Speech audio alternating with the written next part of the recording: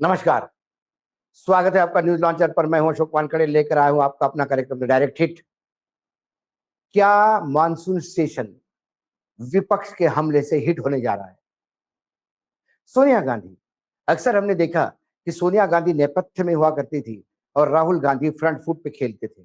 लेकिन इस बार सोनिया गांधी स्वयं कमर कस के मैदान में उतरी है।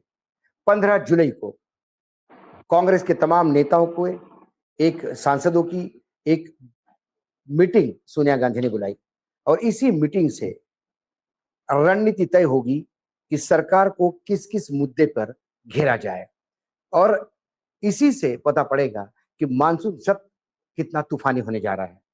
कांग्रेस संसदीय दल की अध्यक्षा सोनिया गांधी ने आगामी मानसून सत्र के लिए रणनीति पर चर्चा करने के लिए 15 जुलाई को बैठक बुलाई है। संसद का सत्र 21 जुलाई से 21 अगस्त तक चलेगा, जिसमें विपक्षी दल कई मुद्दे पे सरकार को घेरने के लिए तैयारी कर रहा है। स्वतंत्रता दिवस समारोह के कारण 13 और 14 अगस्त के दिन संसद की बैठक नहीं होगी। इस सत्र में कई मुद्दे विपक्ष और सरकार के बीच में टकराव ला सकता है। पार्टी के सूत्रों से यह पता पड़ता है कि कांग्रेस की मीटिंग में पार्टी के बड़े नेता शामिल होंगे।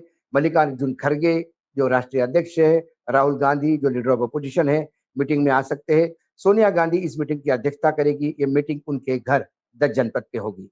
विपक्षी दल संसद में कुछ मुद्दों को उठाने की तैयारी कर रहा है। वे चुनाव आयोग के इस फैसले पर सवाल उठा सकता है। यह फैसला बिहार में वोटर लिस्ट को दोबारा जांच से जुड़ा हुआ है। कांग्रेस पार्टी चाहती है कि संसद में कुछ खास घटनाओं पर चर्चा हो। इसमें पहलगाम का हमला, ऑपरेशन सिंदूर भी शामिल है। इसके साथ ही कांग्रेस चाहती है कि सरकार बताए कि उसने इन घटनाओं के बाद दूसरे देशों से कैसे बात की। ऑपरेशन सिंदूर पर विपक्ष बहस चाहता है। यह ऑपरेशन भारतीय सेना ने पाकिस्तान में आतंकी ठिकानों पर हमला करके किया था। यह कार्रवाई 22 अप्रैल को पहलगाम में हुए आतंकी हमले के जवाब में की गई थी। विपक्ष पार्टियां सरकार से यह जानना चाहती है कि अमेरिका के राष्ट्रपति डोनाल्ड ट्रंप ने भारत और पाकिस्तान के बीच में मध्यस्थता करने का दावा क्यों किया। ट्रंप ने कहा था कि उन्होंने दोनों देशों के बीच परमाणु युद्ध टालने के लिए मध्यस्थता की थी और व्यापार रोकने की धमकी दी थी। लेकिन सरकार ने ट्रंप के दावे को गलत बताया। प्रधानमंत्री नरेंद्र मोदी पिछले महीने ट्रंप को फोन करके कहा था कि भारत ने भी कभी मध्यस्थता स्वीकार नहीं की, ना भविष्य में करेगा। मानसून सेशन में सरकार ने बताया कि सांसद का सत्र 21 जुलाई से शुरू होगा, 21 अगस्त तक चलेगा। यह सत्र 12 अगस्त तक खत्म होने वाला था, लेकिन अब इसे एक सप्ताह के लिए बढ़ा गया है। सरकार कई जरूरी कानून पास करना चाहती है। सरकार एक ऐसा कानून लाना चाहती है जिससे प्राइवेट कंपनियां भी परमाणु ऊर्जा क्षेत्र में काम कर सके। सरकार civil liability for nuclear damage act और एटॉमिक एनर्जी एक्ट में बदलाव करने की योजना बना रही है। इससे प्राइवेट कंपनियों के लिए परमाणु ऊर्जा क्षेत्र में आना आसान हो जाएगा। सरकार ने बजट का में इसका ऐलान किया था। गौतम अडानी ब्रैकेट में कहता हूं मैं, गौतम अडानी के लिए ये खासकर अमेंडमेंट होगा। केंद्रीय संसदीय समिति के कार्य जो मंत्री है किरण रिजिजू ने बताया कि सरकार ने मानसून सत्र से पहले 19 जुलाई को एक सर्वदलीय मीटिंग बुलाई है।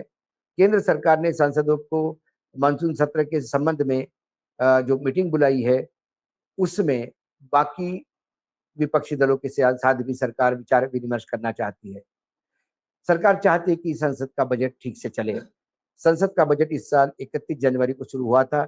बजट के वक्त काफी संशोधित विधेयक महत्वपूर्ण पारित किए गए थे। सरकार कुछ ऐसा ही इस बार चाहती है कि किसी भी हालत में मानसून सेशन जो है वो बड़े प्यार से निकल जाए।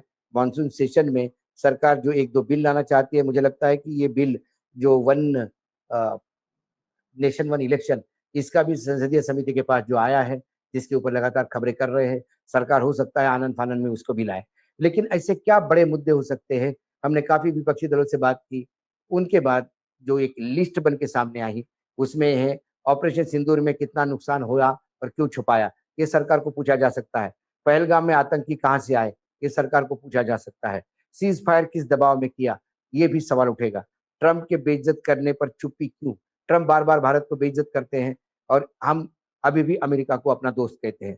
पूरी दुनिया में कोई भी भारत के साथ और पाकिस्तान के खिलाफ खुलकर क्यों नहीं खड़ा हुआ, ये बहुत बड़ा सवाल है। दूसरी ओर पाकिस्तान के साथ चीन से लेकर रशिया तक और जापान से लेकर उज्बेकिस्तान और टर्की तक पाकिस्तान का खुलकर समर्थन कर रहे हैं। पाकिस्तान में पूरा G7 ने पाकिस्तान को समर्थन किया, जिसके बदौलत पाकिस्तान को IMF से पैसा मिला। पूरी दुनिया, हाँ, SCO, ब्रिक्स, G7 ये समिट्स हुई है अभी। Shanghai corporation cooperation organization, BRICS और G7, इसमें क्या सरकार को उपलब्धि रही या फिर हमारी विदेश नीति बर्बाद हो गई? बिहार में जो मतदाता सूची को लेके इश्यू चल रहे हैं, वो भी बात होगी। परमाणु ऊर्जा में निजी प्रवेश का विधायक, क्या सरकार सिक्योरिटी कैसी दे पाएगी, इस पे भी बात होगी। इसके बाद जो कावड़िया को लेकर दुकानों पे लेबलिंग का काम हो रहा है और कई जगह पैंट उतार कर धर्म पूछा गया, ये भी मामला आएगा। अडानी के लिए एक समन्स आया अमेरिका से, वो समन्स भारत दिल्ली केंद्र सरकार के पास आया। केंद्र सरकार ने उसको गुजरात सरकार के पास दिया। गुजरात सरकार ने अमेरिकन सरकार का वो वारंट अभी तक गौतम अडानी को क्यों नहीं एग्जीक्यूट किया? ऐसे कई सवाल है। ये सत्र जो है, ये बार-बार इसको इसलिए देखा जा रहा है कि इस सत्र में क्या सरकार को चलने दिया जाएगा या विपक्ष एन ब्लॉक सरकार उनको निष्कासित करेगी? क्योंकि हंगामा तो होगा। सरकार को कई इश्यूज पे घेरने के लिए बोला जाएगा और जो इस सरकार का इतिहास रहा है कि सरकार सवालों का जवाब नहीं देती।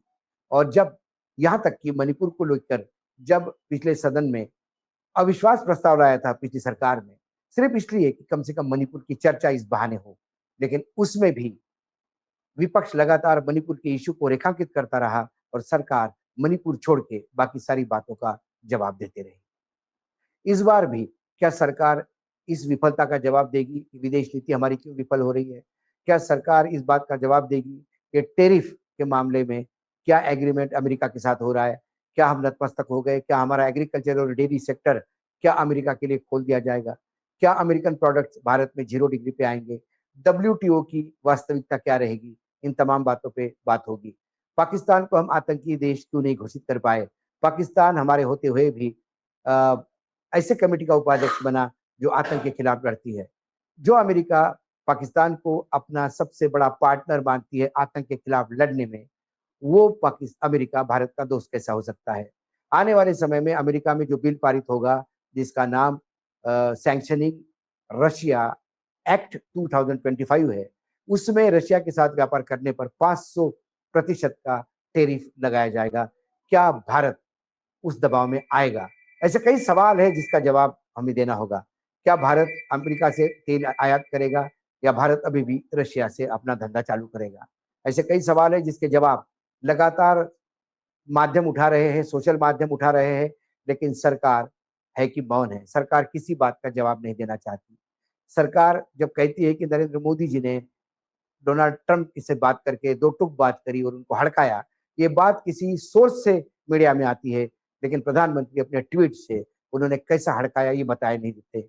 जब हमारे विदेश डिफेंस मिनिस्टर अमेरिका के डिफेंस मिनिस्टर से बात करते हैं, तब प्रेस रिलीज में ये बताते हैं, पहले प्रेस रिलीज में, कि हमने बाकायदा ऑपरेशन सिंदूर और पाकिस्तान के आतंकी कार्रवाई को भी रेखांकित किया था। लेकिन 15 मिनट के बाद क्यों दूसरा प्रेस रिलीज आता है जिसमें से पाकिस्तान, ऑपरेशन सिंदूर और आतंक, ये पूरा पैराग्राफ डिलीट किया जाता है? क्या हमारी विदेश नीति अमेरिका तय करेगी? क्या हमारे सारे बिजनेस जो कॉमर्स है, वाणिज्य नीतियां हैं, वो अमेरिका तय करेगी? अमेरिका भारत के लिए क्या तय करेगी या भारत अब अपनी किस्मत खुद तय करेगा? ये सवाल भी पार्लियामेंट में उठेंगे और ये ज्वलंत समस्याएं हैं। सरकार इसका क्या जवाब देगी या सरकार फिर इमरजेंसी की दुहाई देगी? सरकार जवाहरलाल नेहरू को इसके लिए दोषी करेगी? सरकार जब मानेगी कि 2014 से ही आजादी मिली है, तो फिर 1947 से 2014 तक तो इस देश गुलामी था, क्या ये माने? कई सवाल होंगे। ये मानसून सत्र इस बार हंगामे का होगा। सरकार इस हंगामे को कैसा झेलते हैं, ये देखना होगा। सरकार विपक्ष को नहीं कह सकते कि विपक्ष सरकार चलने नहीं देते सदन, क्योंकि बहुत पहले सुषमा स्वराज ने जब विपक्ष में थी और कांग्रेस की सरकार थी, तब कहा था विपक्ष का काम सवाल पूछना है, सदन चलाना ये सरकार का काम है। क्या सरकार इस बार सदन चलाएगी या फिर सरकार हंगामे की भेंट चढ़ेगी? पूरा सदन हंगामे की भेंट चढ़ेगा। सरकार तो निर्लज्ज है, जो पिछले कई सदनों में हमने देखा वो दिखाई देता है। लेकिन इस बार सोनिया जी का खुद उतरना, मीटिंग लेना, ये आक्रामकता की नई धार दिखाई देती है। आज डायरेक्ट हिट में इतना ही। कल फिर आता हूँ किसी विषय के साथ। तब तक के लिए नमस्कार। देखते रहिएगा न्यूज लॉन्चर।